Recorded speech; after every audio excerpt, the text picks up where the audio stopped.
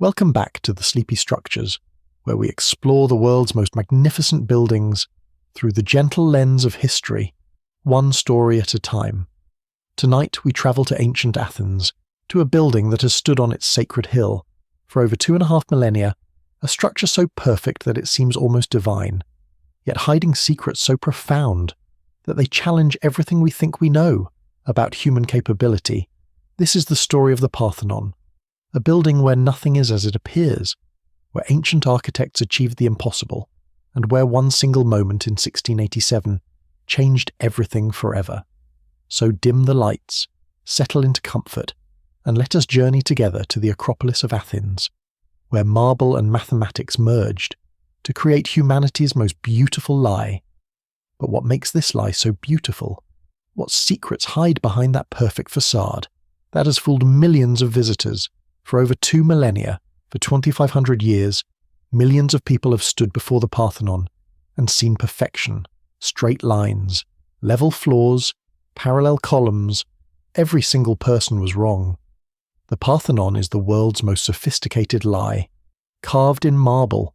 Not one surface is straight, not one line is level, not one column stands parallel to another. The Greeks built the opposite of what they wanted you to see, and your brain falls for it every single time. Stand at the western end, look along the base of the building, that perfectly straight line. It's actually a hill. The center rises 4 3/4 inches higher than the ends. Your eyes see level, because your brain expects sagging. So the Greeks built an upward curve. To cancel your brain's assumption, look at those magnificent columns, 46 perfect cylinders, reaching toward the sky. Every single column swells outward in the middle, like a balloon, then contracts toward the top. The technical term is entasis, and each curve was calculated with mathematical precision that took modern computers to decode. But here's the mind-bending part. Those columns aren't standing straight up. Every outer column leans inward at a different angle. If you extended them upward, they would all meet at a point exactly 1 mile above the building. The Greeks tilted massive 20-ton marble drums with such precision that the entire structure appears perfectly vertical. Even the horizontal lines lie to you. The entablature, that heavy beam running across the top of the columns, curves upward in the center. The roofline follows the same gentle arc. Every straight edge in the entire building bends like a bow, yet appears ruler straight. From every viewing angle, this wasn't accidental. This wasn't close enough. The margin of error in these curves is less than 1/16th of an inch. Across surfaces spanning 228 feet, the Greeks achieved a level of precision that modern stone-cutting equipment struggles to match. They did this because they understood something. We're only now rediscovering. Human vision is deeply flawed. Our eyes don't see reality. They see what our brains think should be there. The Greeks built for the human eye, not for mathematical instruments. They carved reality to match human perception, creating a building that appears perfect, because it's actually perfectly imperfect. This revelation of impossible precision raises the most natural question. If modern technology struggles to replicate these curves, how did ancient Greeks achieve such mathematical perfection with bronze tools and human hands? The answer begins 11 miles northeast of Athens, within the marble quarries of Mount Pentelicus. Here, in 447 BCE, thousands of workers commenced extracting the finest white marble Earth has ever produced. This wasn't ordinary quarrying. This represented surgical precision, applied to living rock formations that had waited millions of years. For this moment, each block underwent cutting to tolerances measured in fractions of inches, not approximately, not sufficiently close, exact. The Greeks developed revolutionary techniques for splitting marble along its natural grain, using wooden wedges soaked in water. As the timber expanded, it created fractures so clean that resulting surfaces required minimal finishing work. Mount Pentelicus marble possessed unique qualities that made it perfect for this monumental undertaking. The stone contained trace amounts of iron that gave it a subtle golden hue, particularly beautiful during sunrise and sunset. More importantly, this marble was exceptionally dense and hard, capable of holding incredibly fine detail while maintaining structural integrity. Across centuries, the quarrying process itself demanded extraordinary skill. Master stoneworkers identified the precise locations where massive blocks could be extracted. Without internal flaws or stress fractures, they used a technique called plug and feather, inserting metal wedges into carefully drilled holes, then hammering them simultaneously to create controlled splits along predetermined lines. But extracting the marble was only the beginning of this logistical nightmare. These colossal blocks, some weighing over 20 tons, equivalent to 3 modern elephants, required transportation across 11 miles of rough mountainous terrain, using exclusively ropes, wooden rollers, and human strength. Teams of hundreds of men, organized into precisely coordinated units, moved these stones incrementally, maintaining their perfect surfaces.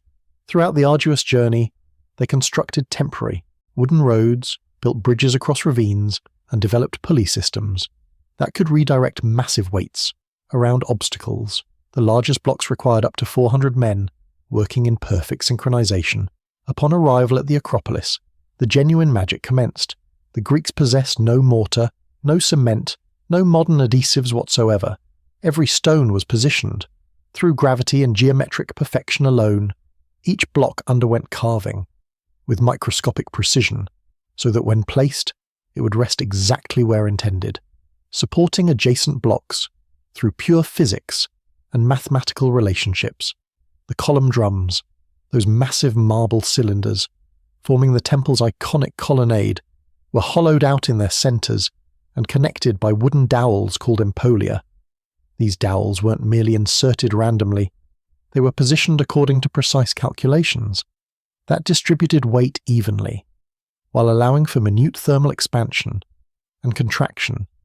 The fitting achieved such extraordinary precision that archaeologists have discovered drums that remained untouched for 2,400 years, still perfectly aligned, despite earthquakes, wars, invasions, and the relentless passage of millennia. Some joints between stones are so tight that even thin knife blades cannot penetrate them. Most remarkably raw, every curved surface, every subtle bend designed to deceive human vision, underwent calculation and carving. Before the stones departed the quarry, the craftsmen somehow possessed complete knowledge of how each piece would integrate into the overall optical illusion, carving complex three-dimensional curves into blocks that wouldn't be positioned for months or potentially years. Consider the mathematical complexity involved. Each column's entasis curve was unique, calculated based on its specific position within the overall design. Corner columns required different curves than interior columns. The curvature had to account for viewing angle, lighting conditions, and the humanized tendency to perceive vertical lines as leaning inward when viewed from below. The architects, led by Ictinus and Callicrates, under the supervision of the great sculptor Phidias, developed what we now recognize as the earliest known use of advanced geometric principles in architecture. They employed proportional relationships based on the golden ratio, creating harmonious relationships between every element of the structure. The construction process demanded unprecedented coordination between hundreds of specialized craftsmen. Stone carvers worked alongside bronze smiths, who created the iron clamps connecting individual blocks. These clamps, shaped like butterflies or double T configurations, were set into precisely carved channels and secured with molten lead. Lifting mechanisms represented another marvel of ancient engineering. The Greeks developed sophisticated crane systems using compound pulleys that could raise multi-ton blocks to heights exceeding 150 feet.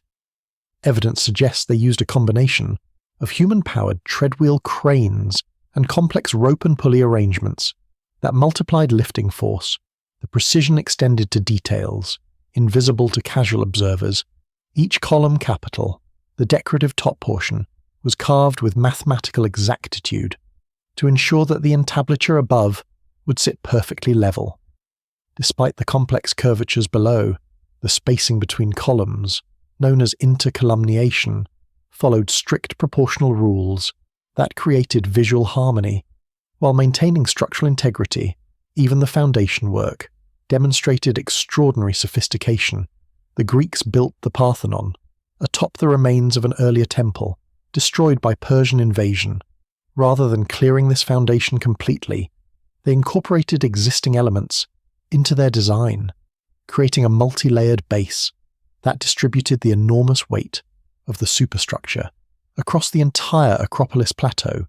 The mathematical calculations required would challenge modern computers equipped with advanced modeling software, yet somehow, using exclusively bronze tools, wooden implements, measuring rods, and human intellect, they achieved precision levels that border on the impossible.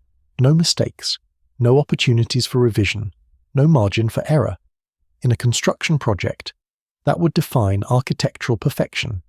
For the subsequent 25 centuries, this transcended mere construction. This represented the physical manifestation of mathematical theory, transformed into marble reality by human hands possessing knowledge we've mysteriously lost forever. The Parthenon stands as testament to human capability that seems almost supernatural in its precision and ambition, yet this incredible feat of engineering and mathematics was not created in a vacuum.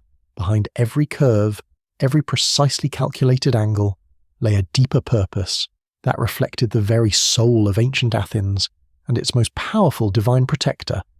Behind this architectural miracle stood a purpose far grander than mere artistic achievement.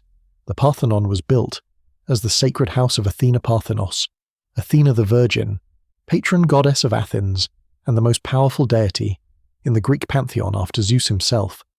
To understand why Athens invested fortunes, equivalent to billions of modern dollars, into this single building, we must journey back to the extraordinary political moment that made it possible.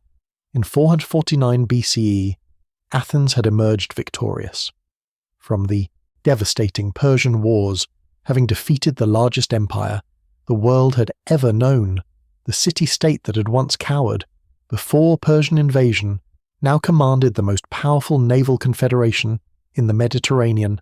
Pericles, the visionary statesman who conceived the Parthenon, understood that military victory meant nothing without cultural supremacy.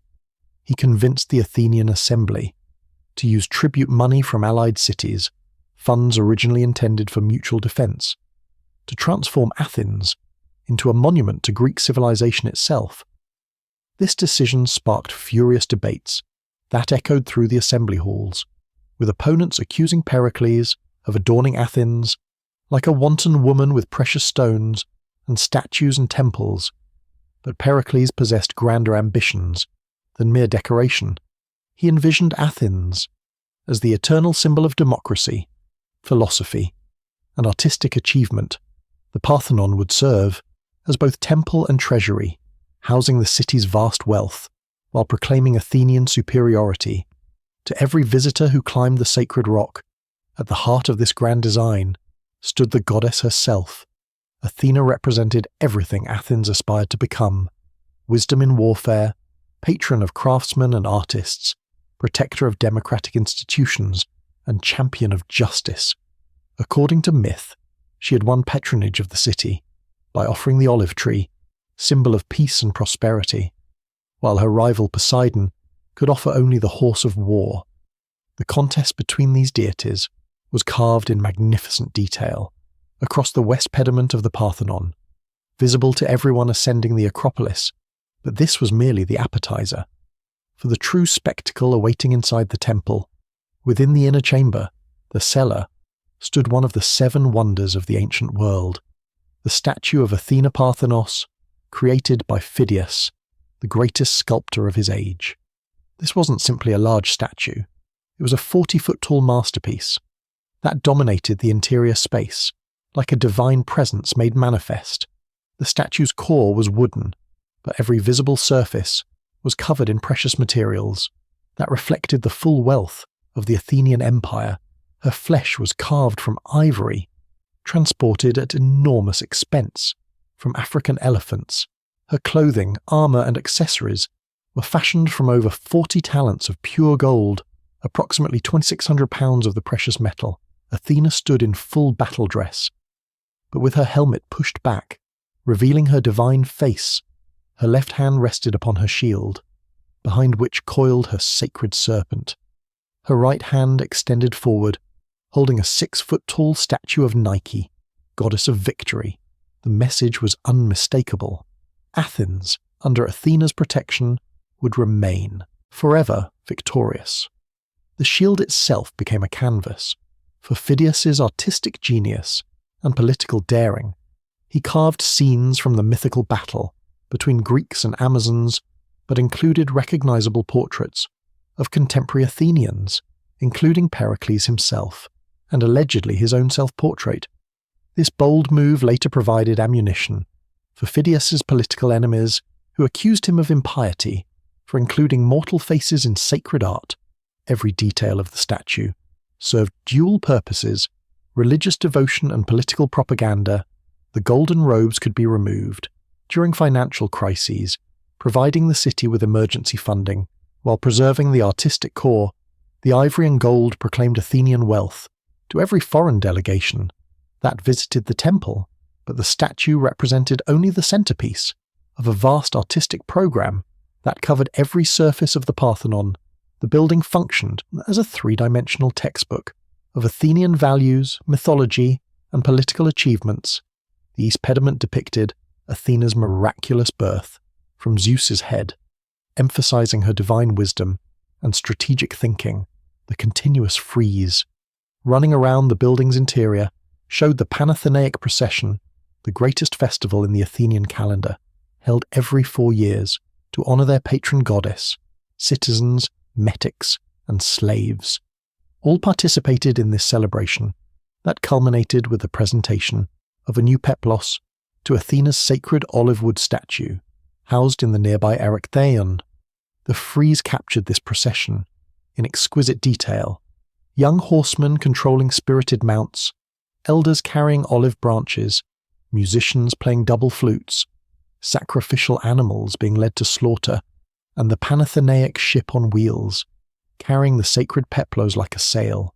Over 400 human figures and 200 animals populated this marble narrative, each carved with individual personality and attention to anatomical detail. 92 metopes adorned the building's exterior, depicting 4 great mythological battles: Greeks versus Trojans, Greeks versus Amazons, gods versus giants, and Lapiths versus centaurs. Each battle symbolized the triumph of civilization over barbarism, order over chaos, Greek culture over foreign influence. The Parthenon thus served as more than a temple. It was a comprehensive statement of Athenian identity, religious devotion, political power, and cultural achievement.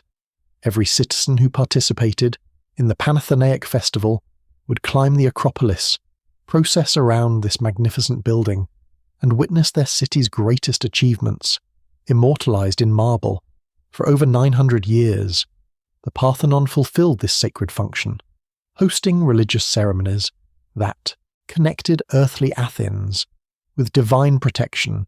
The building that had required unprecedented engineering and artistic skill served as the beating heart of Athenian spiritual and civic life, proving that some human achievements truly can approach the divine. But there was something else about this divine temple that would shock modern visitors, something that completely contradicts our image of pristine white classical architecture. Everything you think you know about the Parthenon's appearance is wrong.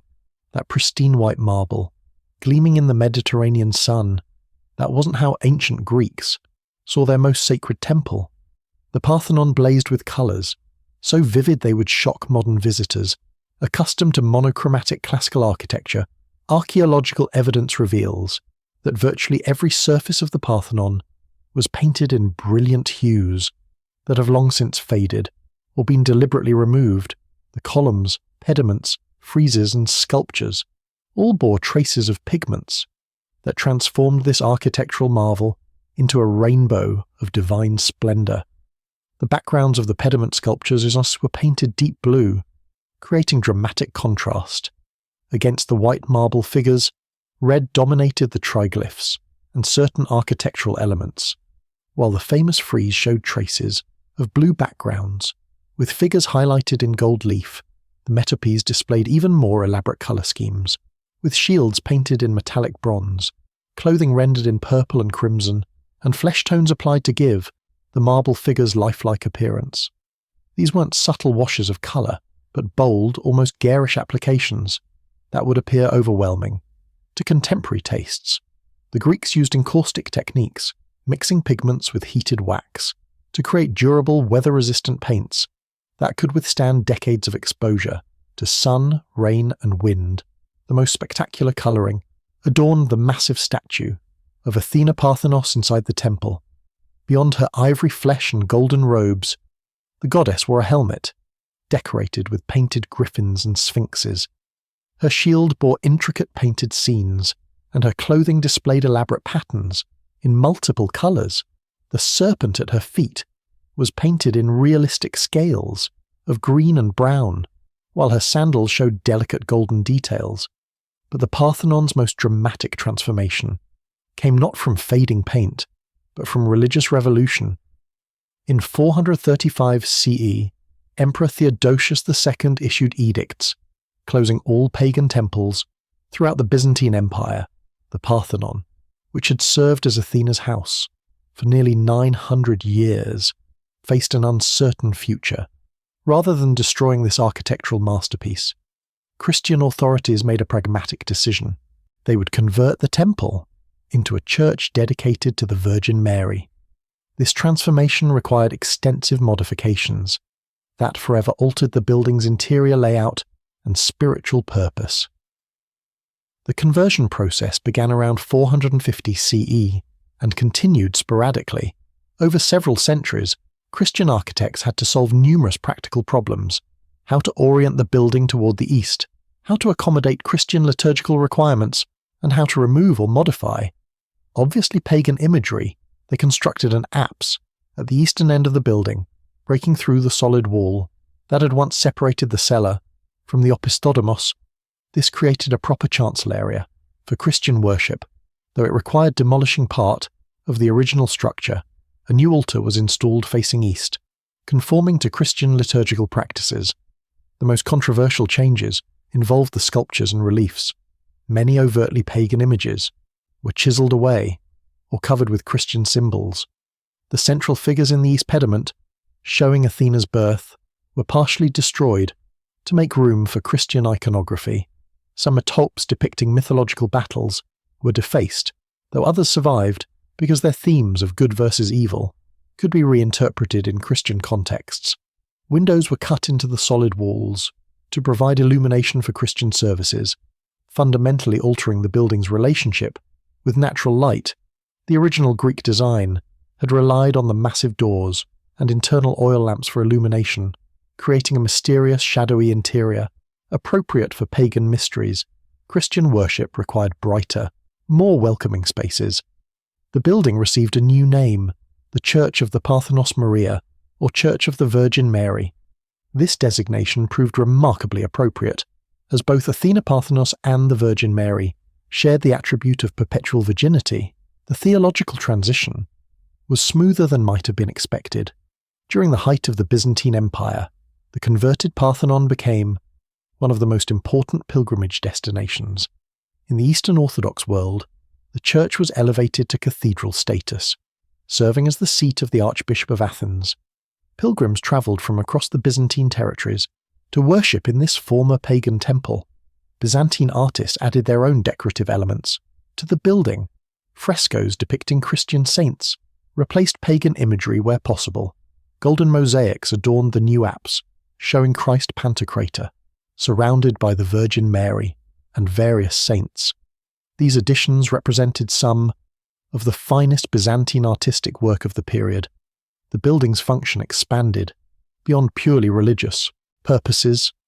The Parthenon Church served as a centre for education, with scribes copying manuscripts. In chambers adjacent to the main worship space, it became a repository for important documents and religious texts, continuing its ancient role as a treasury, though now for spiritual, rather than material wealth. Interestingly, many architectural elements that seem purely decorative today originally served practical Christian purposes. The galleries added during the Byzantine period provided separate worship spaces for women, following Orthodox traditions. Additional chambers housed relics and sacred objects, making the building a complex of interconnected religious spaces. The conversion was so thorough and successful that the Parthenon served as a Christian church for over 1,000 years, longer than its original function as a pagan temple. This remarkable longevity demonstrates the building's adaptability and the skill of Byzantine architects in repurposing classical structures for new religious traditions. By the time of the Fourth Crusade in 1204, when Western European crusaders briefly occupied Athens, the Parthenon had become so thoroughly identified with Christianity that Catholic authorities made no attempt to alter its Byzantine character. The building had successfully navigated one of history's most dramatic religious transformations, emerging as a monument to architectural adaptability and religious continuity. This 1,000-year Christian phase represents one of the least known, but most important chapters in the Parthenon's history, proving that great architecture can transcend the specific beliefs of its creators to serve entirely different spiritual purposes. As the medieval world gave way to new empires and changing faiths, the Parthenon would once again prove its remarkable ability to adapt, welcoming yet another religion under its ancient roof. The Parthenon's 1,000-year reign as a Christian cathedral ended not with conquest, but with conversion. In 1458, when Sultan Mehmed II's Ottoman forces occupied Athens, following the fall of Constantinople, they discovered a city whose greatest monument had already proven its ability to adapt to new faiths. The Ottoman administrators faced the same practical question their Byzantine predecessors had encountered a millennium earlier: what to do with this magnificent structure? Destruction would waste an architectural masterpiece. Abandonment would leave Athens without a major place of worship. The solution was elegantly simple: convert the church into a mosque. The transformation required surprisingly few structural changes. Islamic worship, like Christian liturgy, could accommodate the building's existing orientation and internal layout. The Ottomans simply needed to add the essential elements of mosque architecture while removing the most obviously Christian imagery. The most visible addition was a slender minaret constructed at the southwest corner of the building. This graceful tower, built from the same Pentelic marble as the original temple, rose 130 feet into the Athenian sky. Its proportions harmonized remarkably well with the classical columns, creating an unexpected architectural dialogue between Islamic and ancient Greek design principles. Inside, the changes were more extensive, but equally pragmatic. The Christian altar was removed and replaced with a mihrab, a niche indicating the direction of Mecca. Islamic geometric patterns were painted over remaining Christian frescoes, though many Byzantine mosaics were simply covered rather than destroyed. The floors were carpeted in rich Turkish rugs that transformed the acoustic properties of the interior space.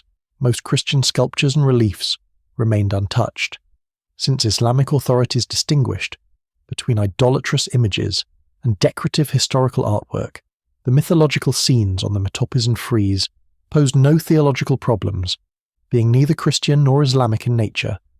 The building received a new Turkish name, Cami Kebir, meaning Great Mosque. Friday prayers drew worshippers from across Athens and the surrounding Attica region. The Parthenon's role as a community religious center continued uninterrupted, though now serving followers of Islam rather than Christianity. Ottoman record keepers meticulously documented the building's condition and contents. These archives, preserved in Istanbul, provide invaluable information about the Parthenon's appearance. During the Turkish period, the building remained structurally sound, with most ancient architectural elements intact and well-maintained. The Ottomans proved to be conscientious custodians of their inherited monument. Regular maintenance preserved the roof, and skilled craftsmen repaired damaged elements. Using traditional techniques, the building's dual function as both active mosque and historical landmark created an incentive for careful preservation. Travellers from Western Europe who visited Ottoman Athens consistently praised the building's condition. French archaeologist Jacques Spon, who visited in 1676, described the Parthenon as the most beautiful temple remaining from antiquity, noting how well the Ottoman authorities had maintained the structure. The mosque served Athens' Muslim population for over 200 years. Without major incident, the building's remarkable adaptability, from pagan temple to Christian church to Islamic mosque, demonstrated architecture's ability to transcend specific religious boundaries. While maintaining its essential character, however, this peaceful coexistence between ancient architecture and Islamic worship would soon face its greatest test. The Parthenon's role as an active mosque made it a logical choice for Ottoman military commanders seeking secure storage for their most dangerous supplies. In the 1680s, as Venice launched a new military campaign against Ottoman territories in Greece, Athens became a strategic target. The Parthenon, sitting atop the easily defended Acropolis, offered an ideal fortress for Ottoman forces. Its thick walls and elevated position made it virtually impregnable to conventional assault. The decision to store gunpowder within the mosque seemed logical from a military perspective. The building was secure, easily guarded, and centrally located for distributing ammunition to defensive positions around the city. Ottoman commanders had used similar tactics successfully throughout their empire, converting religious buildings into military depots during wartime. Unfortunately, this practical decision would soon transform the Parthenon from a well-preserved ancient monument into the romantic ruin that captivates visitors today. The building that had survived 2,100 years of wars, earthquakes, and religious transformations was about to face its greatest catastrophe, not from the gradual erosion of time, but from a single moment of explosive violence that would echo through the centuries. That moment of catastrophic violence was approaching rapidly.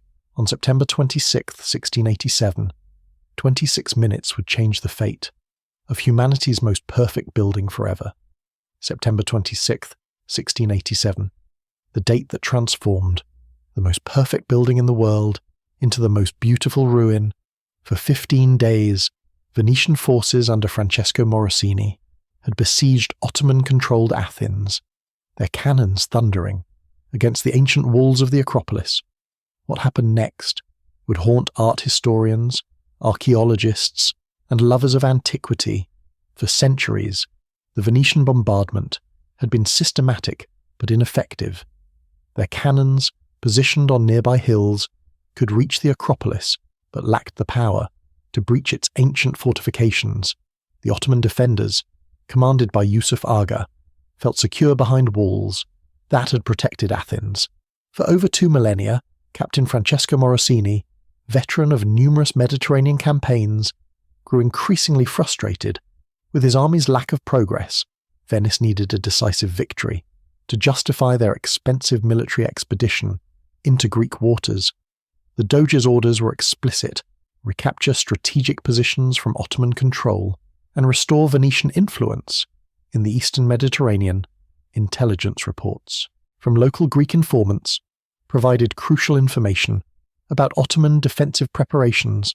The Turks had converted the Parthenon into their primary ammunition depot, storing barrels of gunpowder throughout the interior chambers. This intelligence would prove catastrophically accurate. On the morning of September 26th, Morosini ordered his artillery commander, Count Otto Wilhelm Königsmarck, to concentrate fire on the Parthenon itself. The logic was militarily sound. Eliminate the enemy's ammunition supply, and the siege would end quickly. Neither man considered the cultural implications of their target. The first cannon shots struck the building's exterior without significant effect. The ancient marble walls, designed to withstand earthquakes and weather, absorbed the impact of iron cannonballs. With surprising resilience, hours passed with minimal visible damage to the structure. At approximately 7:30 in the evening, as Mediterranean twilight painted the Acropolis in golden hues, a Venetian cannonball found its mark.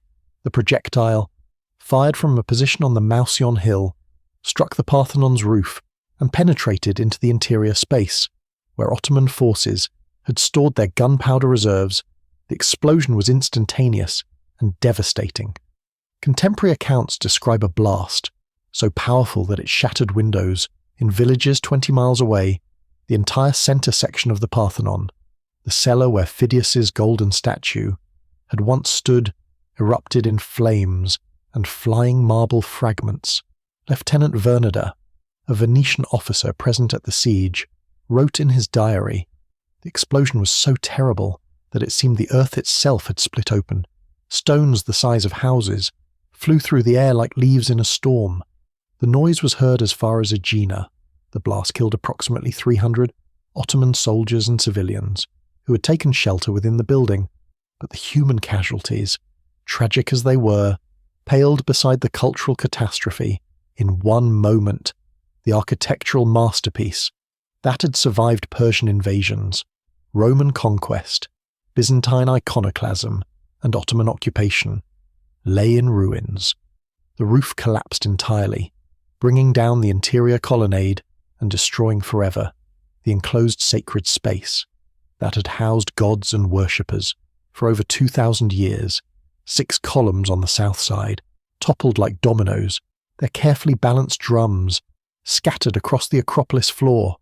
The north wall suffered massive damage, leaving gaping holes that exposed the interior to wind and rain.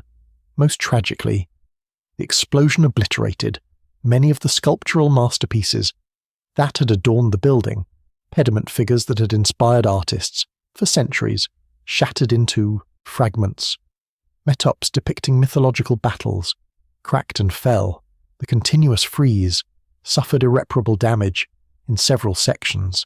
Greek witnesses to the destruction wept openly as they watched their ancestors' greatest achievement reduced to rubble. Father Simon, a Capuchin monk living in Athens, recorded, "It seemed as though the gods themselves were weeping, seeing their ancient home destroyed by mortal folly." The immediate aftermath proved almost as destructive as the explosion itself. Ottoman forces, their ammunition supply destroyed, and their fortress compromised, abandoned the Acropolis within days. Venetian troops occupied the ruins, but showed little respect for their historical significance. Count Königsmark, the artillery commander responsible for targeting the Parthenon, attempted to remove several surviving sculptures. As war trophies, his soldiers' crude efforts to detach the remaining pediment figures caused additional damage, with priceless marble carvings crashing to the ground and shattering beyond repair. The Venetian occupation lasted less than a year. Finding Athens difficult to defend and expensive to maintain, they withdrew in 1688, leaving the ruined Parthenon exposed to weather, earthquakes, and treasure hunters. The building that had remained virtually intact for over 2 millennia now stood as a romantic ruin against the Attic sky. Local Athenians scavenged marble fragments for use in new construction projects. Peasants built humble houses using blocks that had once supported the roof of the world's most perfect temple. Lime burners pulverized ancient sculptures to create mortar for ordinary buildings. The irony was bitter. The Parthenon had survived every previous threat. Through adaptation and conversion, it had welcomed new gods, new religions, new purposes, but it could not survive, being used as a military target in a war between Christian and Muslim powers, both of whom claimed to revere the cultural heritage of classical antiquity. Within hours, 26 minutes of bombardment had accomplished what 150 years of history could not: the destruction of humanity's most perfect architectural achievement. The explosion that ended the siege of Athens also marked the beginning of the Parthenon's transformation from living monument to melancholy symbol of lost greatness. In the wake of this devastating destruction, the wounded Parthenon would attract a new kind of visitor, one whose actions would prove almost as controversial as the explosion itself. In 1801, 14 years after the explosion, a Scottish nobleman arrived in Athens with Ottoman permits, Italian craftsmen, and an ambition that would ignite one of history's greatest cultural controversies, Thomas Bruce, 7th Earl of Elgin, came as British ambassador to the Ottoman Empire, but he left as the most vilified art collector. In European history, Lord Elgin's original mission was diplomatic, negotiating British interests during the Napoleonic Wars. However, his personal passion for classical antiquity transformed a routine ambassadorial posting into an archaeological expedition that continues to generate international headlines. Over 2 centuries later, the Ottoman Empire, weakened by constant warfare and desperate for European allies against Napoleon, proved remarkably accommodating to British requests. Elgin obtained a firman, an official decree from the Sultan, permitting him to take away any pieces of stone with old inscriptions or figures thereon. The precise wording of this firman remains disputed. The original Turkish document was lost, and surviving Italian translations may have been deliberately ambiguous. Did the Sultan authorize removing loose stones and fragments, or did he permit systematic dismantling of architectural elements still attached to the building? Elgin's team, led by Italian architect Giovanni Battista Lucieri, began work in 1801. What started as collecting fallen fragments quickly escalated into industrial-scale removal of sculptures still firmly attached to the building, using primitive pulleys, ropes, and brute force. Workers sawed through ancient marble connections that had held for over 2,000 years. The removal process caused additional damage to the already wounded structure. Metopes were chiseled out of their architectural settings, leaving rough scars on the building's facade. Sections of the frieze were sawn into transportable pieces, destroying the continuous narrative flow that ancient artists had created. Even portions of the building's architectural framework were removed when sculptures proved impossible to separate cleanly. Local Athenians watched in horror as foreigners systematically dismantled their ancestors' masterpiece. Greek Orthodox priests protested to Ottoman authorities, but British gold and diplomatic pressure proved more persuasive than local objections. The Turkish garrison commander, bought with generous bribes, provided armed guards to protect the removal operation. The most controversial extraction involved the remaining pediment sculptures. From the building's triangular gables, these massive marble figures, each weighing several tons, required elaborate scaffolding and mechanical devices to lower safely. Several sculptures suffered damage during removal, with heads and limbs breaking off under the stress of being moved. After millennia in fixed positions, Lucieri's men worked with remarkable efficiency. Despite primitive equipment and dangerous conditions, they removed 15 metopes from the south side, 247 feet of the original frieze, 17 pediment figures, and various architectural fragments. The total weight of marble shipped to Britain exceeded 200 tons. Transportation presented enormous logistical challenges. Each sculpture required custom wooden crating and careful padding. To survive the sea voyage to Britain, ships had to be specially reinforced to carry such concentrated weight without compromising their structural integrity. Several vessels were needed to transport the entire collection over multiple voyages. The financial cost proved staggering. Elgin spent over $70,000 of his personal fortune, equivalent to millions of pounds today, on the removal, transportation, and initial preservation of the marbles.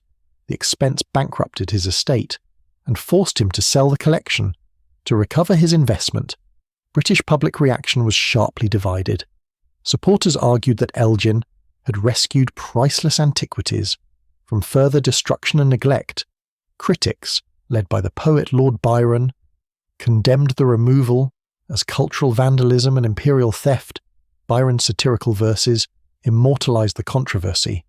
Dull is the eye that will not weep to see. Thy walls defaced, thy mouldering shrines removed by British hands.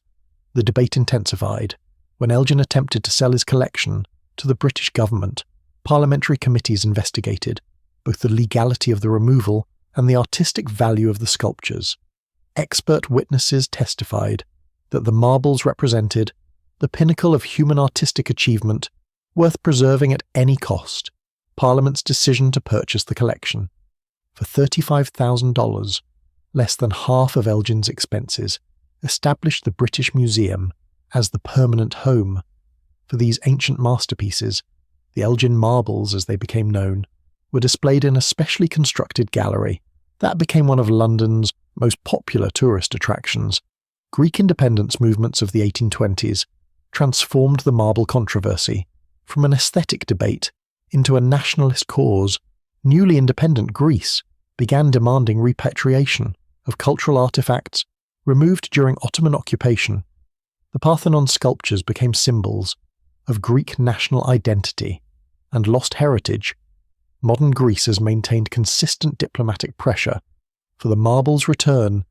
Since achieving independence, every Greek government has formally requested repatriation, arguing that the sculptures form an integral part of the Parthenon and should be reunited with their architectural context. The British Museum's position remains unchanged. The marbles were legally acquired, are better preserved and more accessible in London, and serve educational purposes. For a global audience, museum officials argue that removing the sculptures from London would set a dangerous precedent, threatening collections worldwide. Recent developments have intensified the controversy. The opening of the new Acropolis Museum in Athens, with galleries specifically designed to display the Parthenon sculptures in visual context with the building itself, has strengthened Greek arguments for repatriation. Digital technology now allows precise fitting of London-held fragments, with Athens-held pieces, demonstrating their original unity. Legal scholars debate whether modern international law regarding cultural property applies retroactively to 19th century acquisitions. UNESCO has supported Greek claims, but lacks enforcement authority over sovereign nations and their museum collections. The controversy has inspired similar repatriation demands worldwide, making the Elgin marbles case a precedent-setting legal and ethical battleground. Egyptian antiquities, Nigerian bronzes, and Native American artifacts all involve similar questions about cultural ownership and museum responsibility. Today, visitors to the Parthenon see empty spaces where Elgin's men removed sculptures. Over 2 centuries ago, the building bears permanent scars from the removal process, rough edges where saws cut through ancient marble, missing elements that once completed, artistic compositions, gaps in narrative sequences that originally flowed continuously around the building. The Elgin marbles remain in London, viewed by millions of visitors annually who may never see their original architectural context. Meanwhile, in Athens, the Parthenon stands as a magnificent ruin, beautiful but incomplete, forever marked by one man's controversial decision to preserve antiquity by dismantling it. And so, we arrive at the present day, where this wounded but magnificent structure continues its eternal watch over Athens, drawing millions of visitors who come to witness both its enduring beauty and its tragic scars. Today, as you stand on the Acropolis and gaze upon the Parthenon, you witness not just an ancient building, but humanity's most enduring symbol of artistic achievement, democratic ideals, and cultural resilience. Despite explosion, theft, pollution, and time itself, this marble testament continues to inspire wonder. In over 3 million visitors annually, the modern Parthenon exists in a delicate balance between preservation and accessibility. Since the 1980s, a comprehensive restoration project has worked to stabilize the structure. While respecting its historical integrity, Greek architects and engineers face an unprecedented challenge: how to preserve a 2,500-year-old building that must simultaneously serve as an active archaeological site, tourist destination, and national symbol. The restoration employs cutting-edge technology. Alongside traditional craftsmanship, laser scanners create precise digital models of every stone, allowing conservators to understand stress patterns and structural weaknesses invisible to the naked eye. Titanium reinforcements replace ancient iron clamps that have corroded over centuries, while new Pentelic marble from the original quarries fills gaps left by missing blocks. Climate change poses new threats that ancient builders never anticipated. Acid rain, caused by modern air pollution, dissolves marble surfaces that survived millennia of natural weathering. Temperature fluctuations, intensified by global warming, cause expansion and contraction cycles that stress ancient joints. Conservators must now protect the Parthenon from the unintended consequences of industrial civilization. The building's role as a tourist magnet creates its own preservation challenges. Millions of footsteps annually wear down ancient stones, while camera flashes and human breath affect interior humidity levels. Visitor access must be carefully managed to prevent inadvertent damage, while maintaining the public's right to experience this World Heritage Site.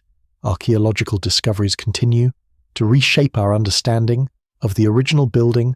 Ground-penetrating radar has revealed previously unknown foundation structures, while spectroscopic analysis of paint traces confirms theories about the Parthenon's original polychrome decoration. Each new finding adds complexity to restoration decisions. The new Acropolis Museum, opened in 2009, serves as the Parthenon's modern complement. Its galleries display artifacts in direct visual relationship with the ancient building, allowing visitors to appreciate sculptural details impossible to see at architectural heights. The museum's glass walls create a dialogue between ancient and contemporary Athens, emphasizing cultural continuity. Digital technology has revolutionized Parthenon studies. Virtual reality reconstructions allow scholars to explore hypothetical restoration scenarios without touching the actual building. 3D printing enables precise replication of missing elements for study purposes. Online databases make detailed documentation accessible to researchers worldwide. The building's influence on architecture remains profound. From Washington's Capitol building to London's British Museum, neoclassical structures worldwide pay homage to Parthenon proportions and details. Modern architects continue to study its optical refinements, seeking to understand principles that create visual perfection. Educational programs bring the Parthenon story to global audiences through digital platforms, traveling exhibitions, and academic exchanges. Students from every continent study its architecture, history, and cultural significance, ensuring that knowledge of this ancient masterpiece reaches future generations. International cooperation has become essential for comprehensive Parthenon preservation. Scholars from dozens of countries contribute expertise in fields ranging from structural engineering to art history. The building that once symbolized Athenian supremacy now represents global collaboration in cultural preservation. The ongoing marble controversy adds political complexity to preservation efforts. Every restoration decision becomes scrutinized for its potential impact. On repatriation arguments, Greek officials must balance conservation needs with diplomatic objectives while maintaining public access to this national treasure. Weather monitoring systems now track environmental conditions affecting the building's stability. Sensors measure temperature, humidity, wind stress, and seismic activity, providing data essential for preventive conservation. The Parthenon has become one of the world's most scientifically monitored historical structures. Tourism economics make the Parthenon a significant contributor to Greek national income. Visitor fees help fund conservation work, creating a positive cycle where international appreciation supports preservation efforts. The building that once housed Athenian treasury again serves economic functions, though through cultural rather than imperial wealth. Photography restrictions reflect ongoing tensions between public access and preservation needs. Professional photographers require special permits, while amateur visitors face limitations designed to prevent damage from flash photography. Social media has transformed the Parthenon into one of the world's most photographed buildings. The building's symbolic power transcends its physical reality. Political movements worldwide invoke Parthenon imagery to represent democratic values, artistic excellence, and cultural heritage. The structure that housed Athena Parthenos continues to embody ideals that resonate across cultures and centuries. future preservation faces unprecedented challenges. Rising sea levels threaten Athens, with increased humidity that could damage marble. Political instability in the Mediterranean region affects funding and international cooperation. Climate refugees may increase pressure on Greek resources needed for conservation. Research continues to reveal the Parthenon's secrets. Recent studies of construction marks suggest multiple building phases. Not previously recognized analysis of tool marks provides insights into ancient craftsmanship techniques. Every investigation adds layers to our understanding of this architectural miracle. The Parthenon endures as humanity's greatest architectural achievement, not merely because of its physical beauty, but because of its ability to adapt, survive, and inspire across millennia, from pagan temple to Christian church to Islamic mosque to romantic ruin to modern monument. It has served every purpose except abandonment as night falls over Athens and floodlights illuminate the ancient marble. The Parthenon begins another evening of its eternal watch over the city it has guarded for 2,500 years.